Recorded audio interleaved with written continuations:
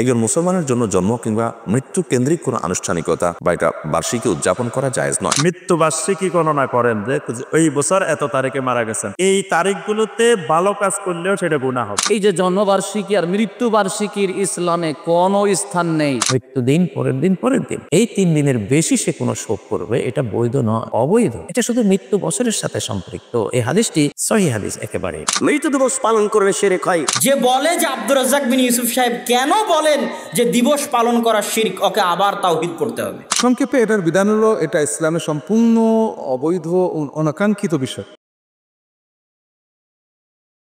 মৃত্যুবরণের সাথে কোনো দিনের সম্পর্ক নাই, শুধু একটা দিনের সম্পর্ক আছে। যিনি মারা গেছেন ওনার স্ত্রী 4 মাস 10 দিন ইদ্যত পালন করবেন, আর বাকিরা কোনো দিন গণনা করা লাগবে না। বাকিরা যখনই দিন গণনা করবেন সেটাই বেদাত।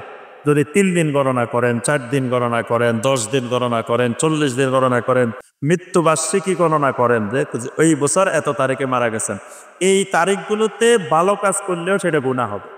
এই তারিখগুলোতে আপনি কোরআন তালাওয়াত করলেন, কেন আজকে কোরআন তালাওয়াত করছেন?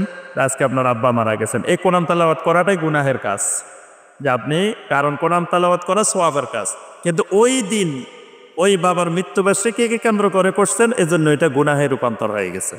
তারপরে গরিব মানুষকে খাওয়ানো এটা ভালো কাজ, এটা একটা ইবাদত।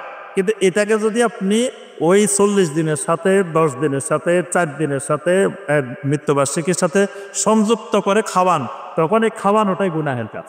এখানে একটি সহিহ হাদিস রয়েছে, লা ইয়াহিল্লু লিমরাআতিন তু'মিনু বিল্লাহি ওয়াল ইয়াউমিল আখির আন তুহিদ্দা আলা মাইয়িতিন হুয়া কাসালাস ইল্লা আলা যাওজিন ফা ইন্নাহা তুহিদ্দু আলাইহি 4 আশহুরিন ওয়া 10। অর্থাৎ কোনো নারীর জন্য এটা বৈধ নয় যে সে কোনো মৃত ব্যক্তির জন্য 3 দিনের বেশি, মৃত্যু বছরে মৃত্যুদিন, পরের দিন, পরের দিন, এই 3 দিনের বেশি সে কোনো শোক করবে, এটা বৈধ নয়, অবৈধ। এটা শুধু মৃত্যু বছরের সাথে সম্পৃক্ত। এই হাদিসটি সহিহ হাদিস একেবারে। তাহলে এখানে নারীর কথা এসছে কেন? নারীরাই সাধারণত শোক সন্তপ্ত বেশি হয়, তারা আবেগী বেশি, এই জন্য তাদেরকে সতর্ক করা হয়েছে। পুরুষরা এমনটা করে না, কিন্তু এখানে পুরুষটাও ইনক্লুড রয়েছে, যে অর্থাৎ নারী আর পুরুষ যেই হোক না কেন, মৃত্যু বছর 3 দিনের পরে আর কোনো শোক নেই, শোক দিবস নেই।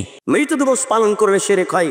26শে মার্চ পালন করলে শিরক হয়, 16 ডিসেম্বর পালন করলে শিরক হয়, 21শে ফেব্রুয়ারি পালন করলে শিরক হয়, কোনো দিবস পালন করলে শিরক হয়, পহিলা বৈশাখ পালন করলে শিরক হয়। ওরে বাঙালি অজ্ঞ জাতি, পহিলা বৈশাখে তোকে ইলিশ মাছ কিনে গাছের নিচে যেতে হবে? আল্লাহ বিদ্যাও দেয়নি তোকে, বুদ্ধিও দেয়নি। মুহাম্মদ সাল্লাল্লাহু আলাইহি সাল্লাম মক্কা থেকে মদিনায় আসলেন, দেখলেন মদিনার লোকেরা 2 দিন খেলাধুলা করে। তিনি বলেন, এই শোনো, তোমাদের এই 2 দিন বাতিল। আমি মুহাম্মদ সাল্লাল্লাহু আলাইহি সাল্লাম 2 দিন দিচ্ছি। আনন্দ ফুর্তির একদিন হলো ঈদুল আজহা, আনন্দ ফুর্তির একদিন হলো ঈদুল ফিতর। মনে থাকবে না? আনন্দ ফুর্তির একদিন হলো ঈদুল আজহা আর একদিন হলো ঈদুল ফিতর। নবী যদি বলতেন, এই মদিনার ছেলেরা শোনো, তোমাদের ছিল 2 দিন, আমি দিলাম 2 দিন, 2 হলো 4, তাহলে এবার বাঙালি পেত 16 ডিসেম্বরে 1-5, 26শে মার্চ 1-6, 21শে ফেব্রুয়ারি 1-7, বাপের জন্মদিবস 1-8, মায়ের জন্মদিবস 1-9। এইভাবে করতে করতে সারা বছর চলে যেত, পড়া লাগতো না। পৃথিবীর যে কোনো স্থান, কাল, পাত্র, সময়, ব্যক্তি, গাছ, পাথর, নদী, নালা, যে কোনো কিছুকে মানুষ যদি স্বাভাবিকের চাইতে একটু ব্যতিক্রম করে দেখে, শিরকের মধ্যে পড়ে যাবে। যে কোনো সময় মানে আজকের দিন সোমবার, শুভ দিন। হিন্দুদের বিবাহ হয় শুভকাল দেখকার। হিন্দুদের কাছে গিয়ে স্বামী স্ত্রী 2 জনের হাত পরীক্ষা করে পণ্ডিত বের করে যে অমুক দিন তাদের বিবাহ হবে শুভ। তাহলে একটা দিনকে সে স্বাভাবিকের চাইতে বেশি মর্যাদা দিচ্ছে। আপনি বললেন সোমবারের দিন এইটা করা হবে না, বাকি দেওয়া হবে না, গাছ কাটা হবে না, অমুক দিনের এই সিস্টেম, অমুক দিনের এই সিস্টেম। এই যে একটা দিনকে, একটা সময়কে আপনি স্বাভাবিকের চাইতে বেশি কিছু ভাবতেছেন। আল্লাহর সব দিন সমান, আল্লাহর 12 মাস সমান, আল্লাহর 7 দিন সমান, আল্লাহর এই 7 দিনে শুভ অশুভ বলে কিছু নেই। যখনই আপনি স্বাভাবিকের চাইতে সরিষা সম পরিমাণ বেশি করে দেখবেন, কোথায় পা দিয়ে দিবেন? শিরকে। দিনের যে কোনো সময়কে আপনি জন্মদিবস পালন করলেন, সরিষা সম পরিমাণ স্বাভাবিকের চাইতে আপনি ওই দিনকে মূল্যায়ন দিচ্ছেন। আল্লাহ কি দিতে বলেছে? আল্লাহ দিতে বলেনি।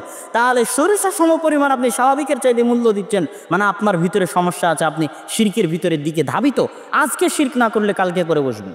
হিন্দুরা কি করেছে, ওরে বাপরে বাপ, পদ্মা বিশাল নদী, গঙ্গা এত বড় নদী হয় না, চলো এই নদীর পূজা করি। এত বড় পাথর হয় না, এত বড় পাথর কেমনে হলো, চলো এই পাথরের পূজা করি।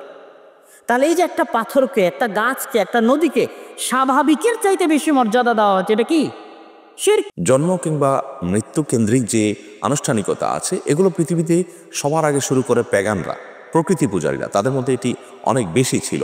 এমনকি একসময় খ্রিস্টান ধর্মে পর্যন্ত ধর্মীয়ভাবে এটা নিষেধ ছিল। পরবর্তীতে অবশ্য খ্রিস্টানরা এটাকে ব্যাপকভাবে করতে শুরু করেছে। একজন মুসলমানের জন্য জন্ম কিংবা মৃত্যু কেন্দ্রিক কোনো আনুষ্ঠানিকতা বা এটা বার্ষিকী উদযাপন করা জায়েজ নয়। নবী করিম সাল্লাল্লাহু আলাইহি ওয়াসাল্লাম, খোলাফায়ে রাশেদা, ইসলামের সোনার যুগের স্বর্ণ মানব যারা ছিলেন, তাদের কারোর জীবন, জন্ম বা মৃত্যু বার্ষিকী তারা উদযাপন করেনি। আসলে ইসলামটা উদযাপন কেন্দ্রিক কোনো জীবন ব্যবস্থা নয়। আমার জন্ম বা কিংবা মৃত্যু এটা বার্ষিকী, কারোর মৃত্যুবার্ষিকী উদযাপন কিংবা আমার নিজের জন্ম দিবস পালন, এটা কোনো মানুষের জীবনে কোনো গুরুত্বপূর্ণ পার্ট না, বরং এটা ভিন্ন ধর্মের মানুষের ধর্মীয় কালচার বহন করার কারণ। বিশেষ করে প্রকৃতি পূজারীদের একটা অনেক ধারণা আছে যে জন্ম দিবস পালন করলে মানুষ ভালো থাকে ইত্যাদি ইত্যাদি, এবং বিশেষ প্রক্রিয়াতে। তো সেই কারণে বরং একজন মুসলমানের জন্য এটি করা জায়েজ না। নবী সাল্লাল্লাহু আলাইহি ওয়াসাল্লাম বলেছেন, মান তাশাব্বাহা বিকওমিন ফাহুয়া মিনহুম, যে ব্যক্তি কোনো জাতির সাদৃশ্য গ্রহণ করে সে তাদের অন্তর্ভুক্ত হয়ে যায়। বর্তমানে আমরা অনারব কৃষ্টি কালচার, পাশ্চাত্য বা অ্যারিয়ান, যেটা আর্য, ইরানিয়ান, ইউরোপিয়ান কৃষ্টি কালচারের কারণে এটা আমাদের সমাজে ব্যাপকভাবে প্রচলিত, বিশেষ করে যারা মুসলিম সমাজগুলোতে বাস করেন। সংক্ষেপে এটার বিধান হলো, এটা ইসলামের সম্পূর্ণ অবৈধ ও অনাকাঙ্ক্ষিত বিষয়।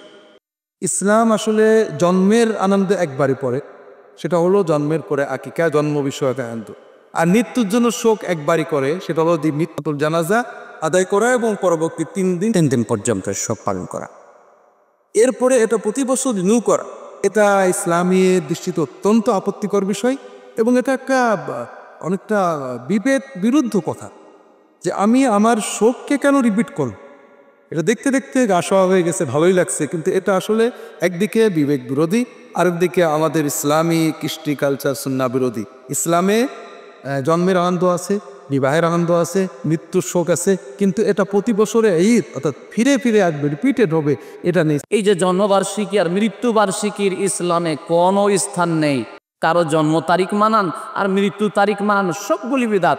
নেতার জন্মবার্ষিকী, আমাদের নেতা এই দিনে জন্ম নিয়েছে, আমাদের যে নেতার শোক দিবস, আজকে মৃত্যু দিবস, শোক দিবস পালন করা হারাম। আর তারপরে জন্মদিবস পালন করা হারাম, বিবাহ দিবস পালন করা হারাম। সবগুলি হচ্ছে ইহুদি খ্রিস্টানদের অন্ধ অনুকরণ করা। আর যারা কাফেরদের অনুকরণ করবে তাদের দলে সামিল হবে।